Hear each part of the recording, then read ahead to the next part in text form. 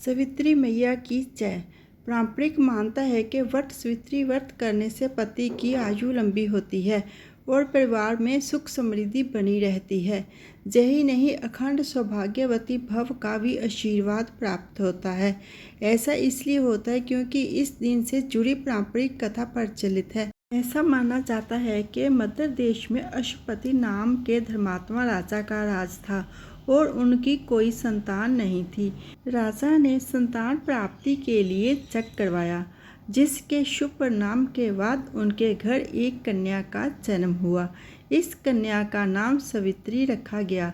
समय के साथ साथ जब वह सावित्री बड़ी और विवाह योग्य हुई तो उन्होंने धूमसेन के पुत्र सत्यवान को अपने पति के रूप में वर्ण किया। बता दें कि सत्यवान के पिता भी राजा ही थे, लेकिन उनका राजपाट छिन गया था, जिसके चलते वह दरिद्रता में जीवन व्यतीत कर रहे थे। सत्यवान के माता पिता की भी आंखों की रोशनी चली गई थी और वह जंगल से लकड़ी काटकर उसे बेचकर अपना गुजारा कर रहे थे। वहीं जब सावित्री और सत्यवान के विवाह की बात चली तब नारद मुनि ने सावित्री के पिता राजा अश्वपति को बताया कि सत्यवान अल्प आयु हैं और विवाह के 1 वर्ष पश्चात ही उनकी मृत्यु हो जाएगी। नारद मुनि की बात सुनकर सावित्री के पिता ने उन्हें समझाने का बहुत प्रयास किया, लेकिन वह नहीं मानी। अंत में सावित्री का सत्यवान से विवाह हो गया। शादी के बाद सावित्री अपने सास ससुर और पति की सेवा में लग गई। फिर एक दिन वो दिन भी आ गया जिसका जिक्र नारद मुनि ने किया था, सत्यवान की मृत्यु। उसी दिन सावित्री भी सत्यवान के साथ वन को गई। वन में सत्यवान लकड़ी काटने के लिए जैसे ही पेड़ पर चढ़ने लगा कि उसके सिर में असहनीय पीड़ा होने लगी। कुछ वह सावित्री की गोद में सिर रखकर लेट गया।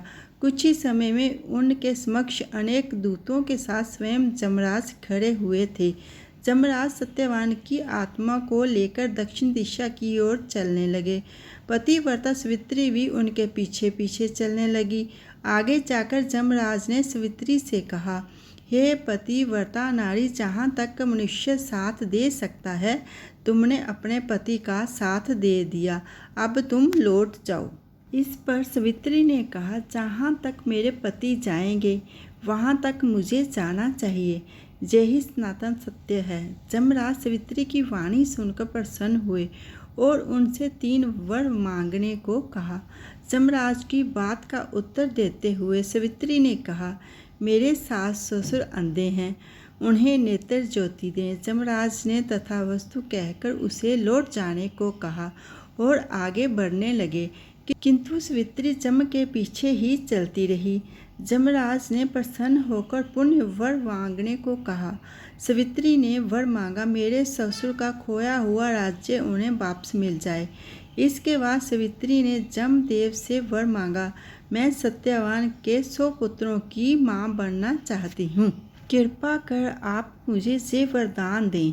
सावित्री की पति भक्ति से प्रसन्न हो सावित्री से तथास्तु कहा, जिसके बाद सावित्री ने कहा, मेरे पति के प्राण तो आप लेकर जा रहे हैं, तो आपके पुत्र प्राप्ति का वरदान कैसे पूरा होगा। तब जमदेव ने अंतिम वरदान को देते हुए सत्यवान की जीव आत्मा को पास से मुक्त कर दिया। सावित्री पुनः उसी वट वृक्ष के नीचे लौटी तो उन्होंने पाया कि वट वृक्ष के नीचे पड़े सत्यवान के मृत शरीर में जीव का संचार हो रहा है। कुछ देर में सत्यवान उठकर बैठ गया। उधर सत्यवान के माता पिता की आंखें भी ठीक हो गई और उनका खोया हुआ राज्य भी वापस मिल गया। फ्रेंड्स, ये व्रत की कथा काफ़ी प्रचलित है। हर सुहागिन महिला अपने सुहाग की रक्षा के लिए ईश्वर से कामना करती है। पति की लंबी आयु की दुआ करने के साथ साथ वह अपनी तरक्की के लिए भी कई उपवास भी रखती हैं। ऐसे में वट सावित्री व्रत का महत्व अधिक बढ़ जाता है।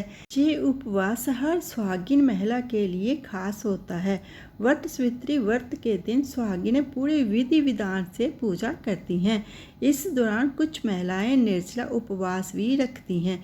इस दिन वट वृक्ष की पूजा का खास महत्व है। माना जाता है कि इस वृक्ष की पूजा के बिना व्रत पूरा नहीं होता है। धार्मिक मान्यताओं के अनुसार इसमें ब्रह्मा, विष्णु और महेश तीनों देवों का वास होता है। इसलिए व्रत रखने वाली महिलाओं को तीनों देवताओं का आशीर्वाद प्राप्त होता है। फ्रेंड्स, अगर आपको मेरी वीडियो अच्छी लगे लाइक करना, शेयर करना। जो मेरी वीडियो पर पहली बार आए हैं वो मेरे चैनल को सब्सक्राइब कर देना। सब्सक्राइब करना बिल्कुल फ्री है और जिन्होंने सब्सक्राइब करके रखा है उनका मैं दिल से धन्यवाद करती हूँ। वट सावित्री व्रत की हार्दिक शुभकामनाएं। सावित्री मैया की कृपा सबके ऊपर बनी रहे।